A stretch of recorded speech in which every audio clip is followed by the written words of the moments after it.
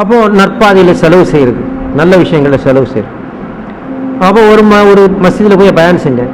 அப்போ அந்த மஸ்ஜிதுடைய கெட்டுவதற்காக கொஞ்சம் வசூல் செய்யணும். என்கிட்ட சொன்னாங்க, நீங்கள் சொல்லுங்கள் அதற்கு இந்த மஸ்ஜிதுக்காக கொஞ்சம் காசு வேணும். அப்போ நான் சொல்லும் பொழுது ஒரு கருத்தை சொன்னேன், சரிங்க நான் ஒரு 2 மணி நேரமாக இப்போ பேசிக்கிட்டு இருக்கிறேன், அதனால் என் மீது உங்களுக்கெல்லாம் நல்ல எண்ணம் வந்துருச்சு, என் மீது உங்ககிட்ட நல்ல எண்ணம் வந்துருச்சு. இப்போ நான் சொல்கிறேன், யாராவது 10 ரூபா கொடுத்தீங்கன்னா நான் அவங்களுக்கு 100 ரூபா தரேன், யாராவது 100 ரூபா கொடுத்தீங்கன்னா அவங்களுக்கு நான் 1000 ரூபா தரேன் அப்படின்னு நான் சொல்கிறேன். நீங்கள் தருவீங்களா தர மாட்டீங்களா? அதுவும் இங்கேருந்து நான் போகிறதுக்கு முன்னே உங்களுக்கு கொடுத்துட்டு போகிறேன்பா அப்படின்னு சொல்கிறேன். தருவீங்களா தர மாட்டீங்களா?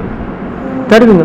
ஏன்னா இவ்வளோ நேரம் பேசுனதை வச்சு பார்க்கும்பொழுது அது ரொம்ப யோக்கியமானவர், சொல்லிட்டு மாறு செஞ்சுட்டு போக மாட்டார், கண்டிப்பாக நம்ம 10 கொடுத்தா 100 ரூபா கொடுப்பாரு அப்படிங்கிறது உங்களுக்கெல்லாம் யக்கீன் இருக்குது, அதனால் கொடுப்பீங்க. ஒருத்தர் 10 ரூபா வச்சுட்டு இருந்தார், நான் 10 ரூபா கொடுப்பாரு, அதில் 1 ரூபா கொடுத்துட்டு 1க்கு 10 வாங்கிக்கலாம் 9 இருக்குன்னு நினைப்பாரு, 10 கொடுத்து நான் 100 தருவேன்னு தான் பார்ப்பாரு. இதில் பக்கத்தில் இருக்கிறவரு ஒரு 5 ரூபாயாவது எனக்கு கடன் கொடுப்பா, நான் கொடுக்க போகிறேங்கிறார். அந்த ஆள் என்ன சொல்கிறாருன்னா, இந்த 5 ரூபாவை உனக்கு கொடுத்து நீ 50 ரூபா வாங்குவேன், என்னத்துக்கு? இதே 5 நானே கூடுதலாக அவர்கிட்ட கொடுத்து நானே வாங்கிக்கிறேன்னு 50 ரூபாம்பாரு. இப்போ கடன் கேட்டாலும் கொடுக்க மாட்டார். ஏன்பா நான் சொன்னால் இவ்வளோ நம்பிக்கை வச்சு அதில் கூட ஒரு பகுதியை கொடுக்காம முழுசாவே கொடுத்துட்டு என்கிட்ட வாங்க பார்க்குறீங்களே. குரான்ல அல்லாஹ் சொல்கிறான்பா, மஞ்சா அபில் ஹசன் பல அஷுர் அம்சாலிஹா, அல்லாஹ்வுடைய பாதையில் நீங்கள் ஒன்று செய்தால் 10ஆக நான் தருவேன் என்று அல்லாஹ் சொல்லுகின்றார்.